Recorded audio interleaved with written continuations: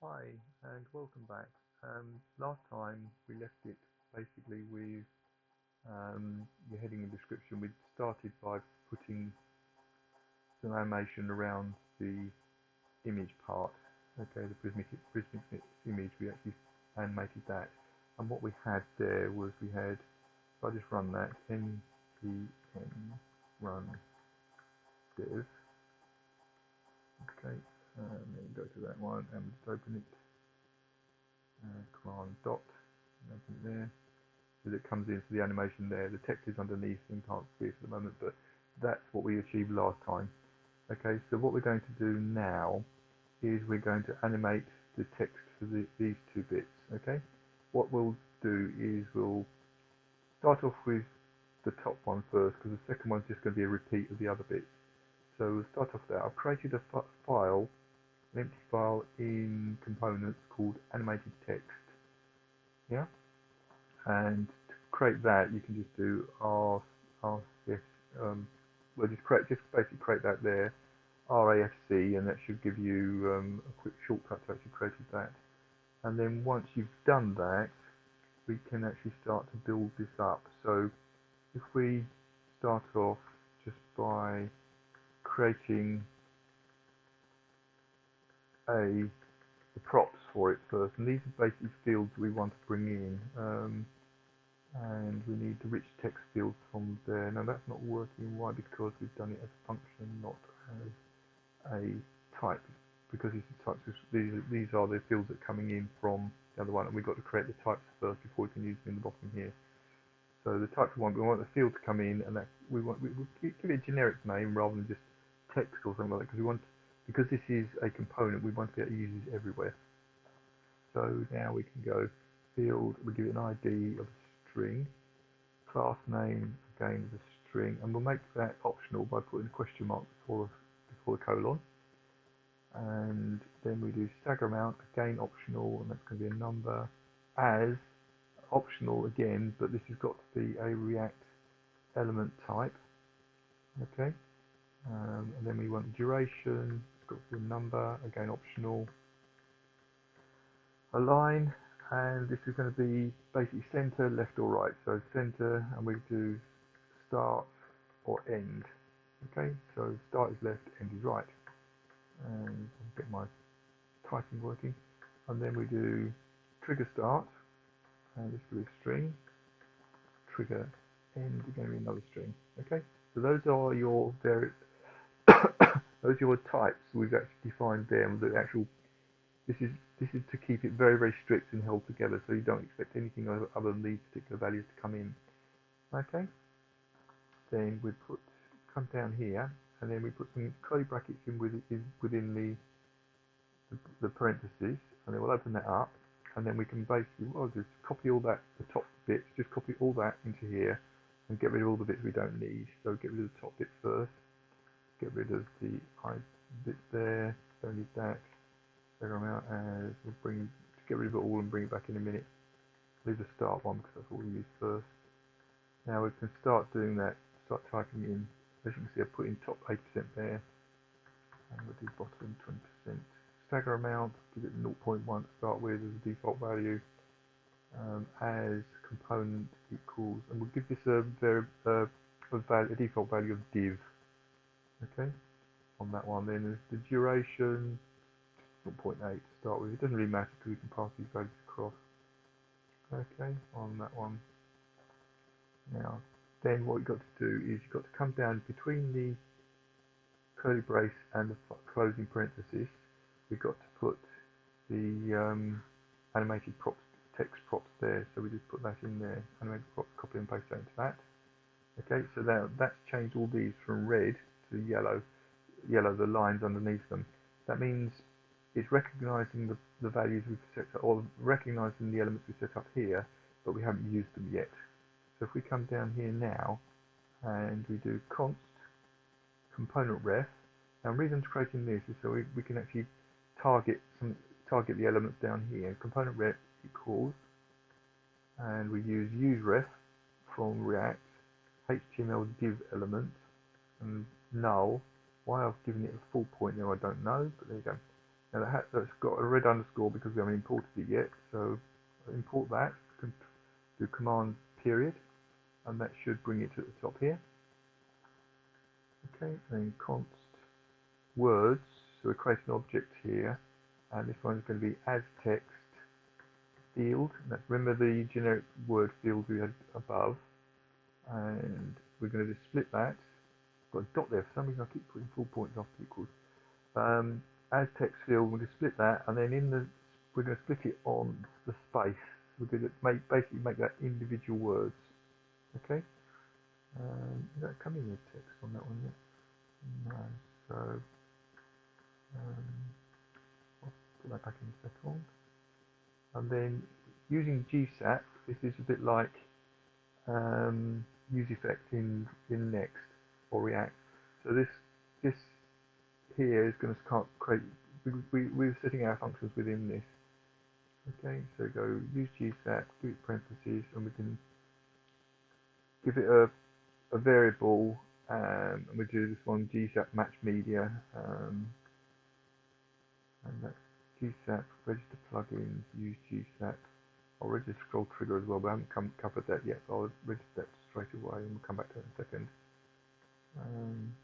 Oh, I've forgotten to give that a variable, that variable name there, so we've just assigned it just straight into match media. So that now we've got a variable name, that's what's going to work. And then we'll come down here and we do const add, so match media add, and this is where the gsap values come in. So we get from gsap here, match media goes into and then we can start using the gsap functionality. Okay, I'll do that twice. Put in there prefers motion, and then in the top one we can do no preference, and the bottom one we can do reduce. That means that one doesn't mind whether you have animation or not. This one says that definitely doesn't want it.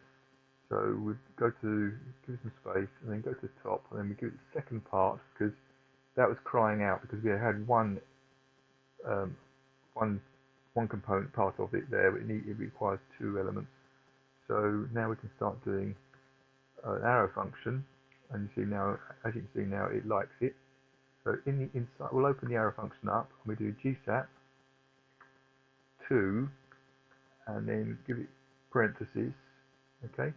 Now within the parentheses, we want to give it animate text word. Okay. And again, this requires two values. So we've got that one first. That's a target where we're going to actually hit or aim for. And then within that, we're going to give it the preferences we want. So y to 0 means you want to go to the top. And then we do stagger amount, stagger amount. And then we do duration, ease, power 3, out. And what that is, if you go to gsap website, okay, go to the gsap website, and in the gsap website here, you've got a cheat sheet. And you can see the eases here, it gets all power 1, power 2, power 3. And if you click on that, okay, it brings up this little visualizer here, so you can imagine what it looks like. So we're using power 3 and using out.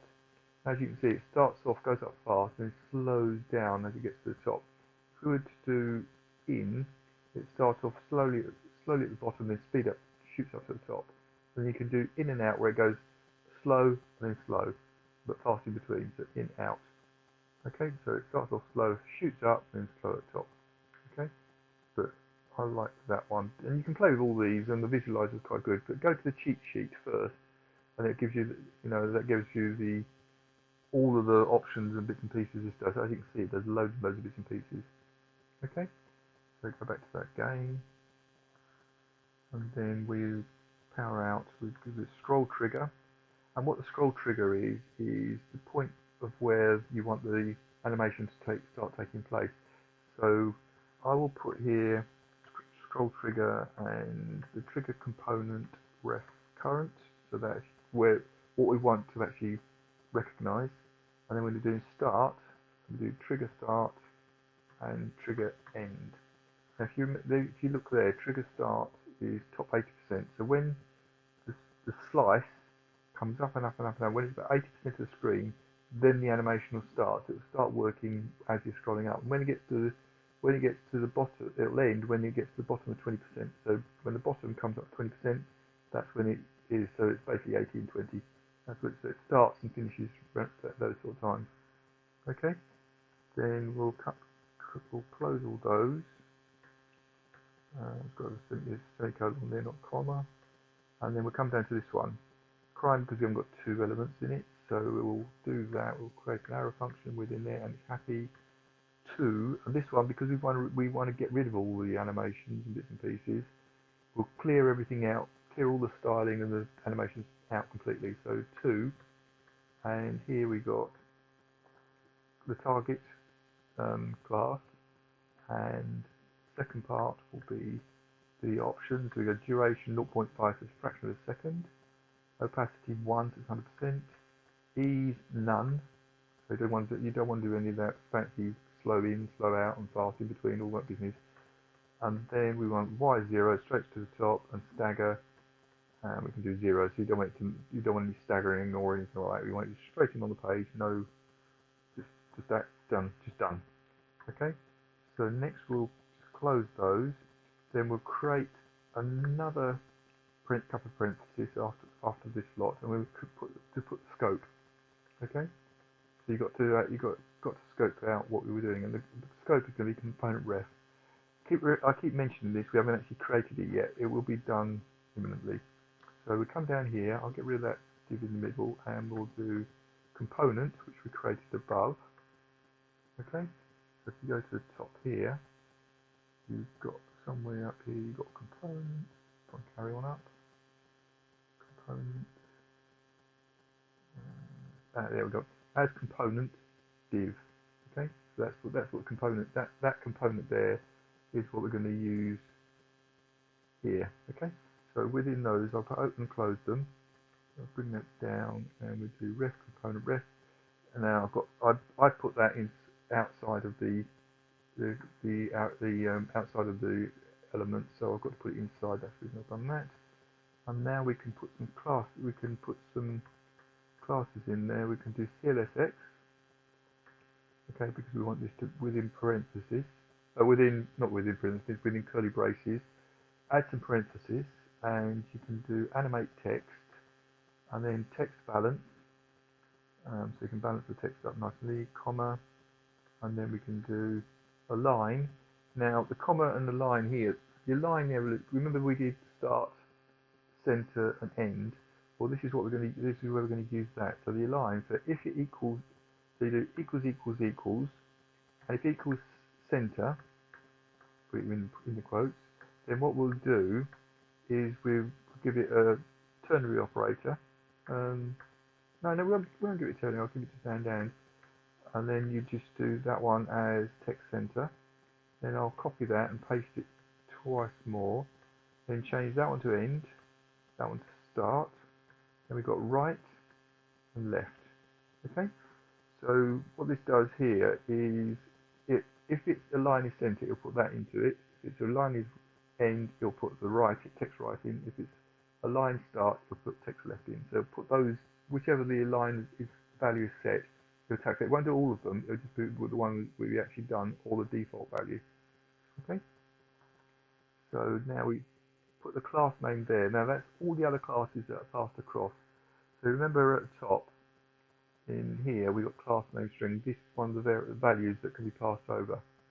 Okay, and we haven't done anything with it there, so it literally is something coming in from the parent element. Okay, so we come down here again. Alright, so now that's just the container part. Now inside here we'll do the words object we created earlier. If you remember, we created a words object here. So constant words as text field split, and we split it on the space. Okay, and words we're going to map, because this is an array or object, we can map this out. And in here we do word and index, and then we do an arrow function, implicit return. I'll give it span. Doesn't like this because we haven't got a key in it yet. So the key, I'm going to put backticks $word hyphen dollar index hyphen dollar ID, because it might have more. You might be using this on a page where you've got several different several different words coming up the same. So you've got and, for example, might come up 3 or 4 times, and you don't want, and it might have the same index. So you don't really want those. You want the ID for each section to be separate. So to make it as unique as possible, I've done that. Okay, and then we create a span again. Inside that, I'll explain why in a minute. And you put word, and then we can put the index if it's less than the words dot length minus 1. Okay, so if it's less than that, then you want to do a ternary operator, and you want to put a no break space within two empty elements. Okay, so basically they're open and closing square, we call them brackets, if you like, triangle brackets, and then after that you want to put colon null. Okay, so now that should should split the words up into individual ones.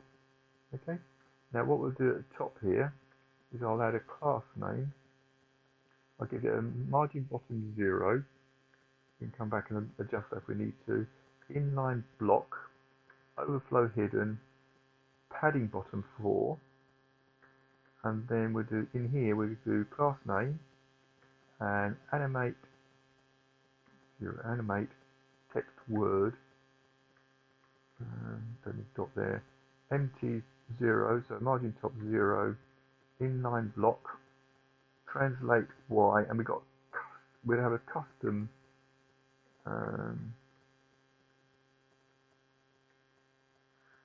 got a custom variable of 120% and will transform.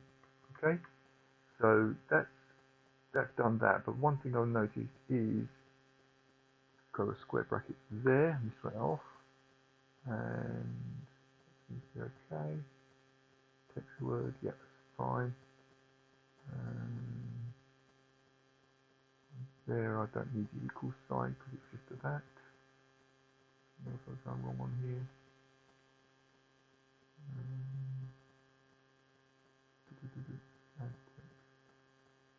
I missed anything out. Quickly go through that. I think I missed something out. I'll text that one there.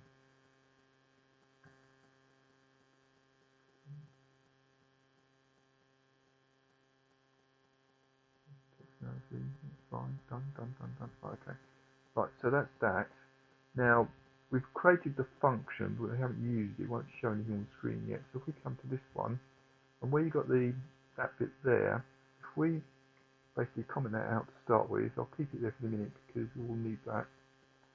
Then we do animate text and import it. Should come at the top, animated text component. Yep. So I did that, and then I'll just close it, make it a self-contained closed element, so I won't have an open and closing option. It'll just be the one element in this. Get my teeth in the right way around. In this instance, then we'll open that up and we'll put in here field, be slice primary heading. Okay, which we had down here originally. Put that there. ID will be hero heading. Might as well. Can't think of anything else to call it. Class name we do font max width XL, text 6XL, leading none, text neutral 50, so we'll give a very, very light grey colour. And then we do mid text 7XL, large text 8XL. So that responds to the screen size. So on a small screen, it'll be like 6 extra large there, 6XL, medium and above 7XL, large and above 8XL. Okay, and then we'll give it a stagger amount. It's expecting that, and then here we go 0.2. Duration is expecting that. If you remember from this one here, it's expecting all these. So the duration will give it that 1.7 as equals h1. So this one's going to override the div element because on there we've got it as a div to start with because we want this as universal. So now that's going to overwrite that. And the reason we want that to be H1 is because every page needs a H1 on it. And if we don't do that, it just come out. It would just be the screen readers won't be able to recognise it, and it won't be as SEO friendly. Okay. So now what I'll do is I will create a div and I'll put it around everything.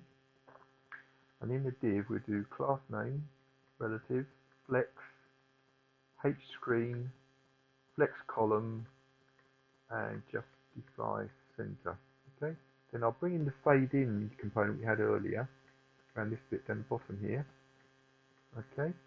And we'll put into that one class name MT9 8 rather, sorry, let's do 8.